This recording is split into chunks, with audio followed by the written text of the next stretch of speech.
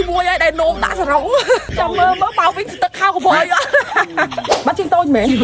បាត់ជើងតូចអូតូនខ្ញុំអត់ចេះបាត់ជើងតូចនៅបន្ទប់ទឹកខ្មែរយើងទេលោកខ្ញុំបរៀនកូនណាធ្វើចែមកនេះមកភ័ក្រកាលនេះធ្វើចែកូនពេលទៅដល់ព្រៃទៅឲ្យមើលឡើងណាស្កាត់ណាហើយធ្វើចែកធ្វើចឹងហើយកណាត់ហ្នឹងខំមកយល់អត់ខំហ្នឹងកណាត់ថ្មីទេខំមកកងកន្លែងឆ្លាក់ខោណាដាក់ដៃនេះយកឆ្លាក់ខោនេះចុះឡើងហើយហ្នឹងណា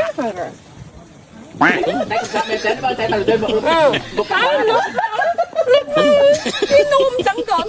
តាប្រេងហើយយកដាក់មកបាទដាក់មកនេះចុះក្នុងព្រៃខ្ញុំ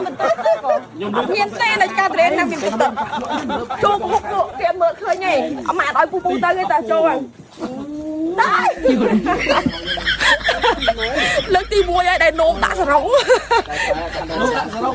នោមប្រើសរងបាំងសរងចាំមើលបោកវិញទឹកខោកបយ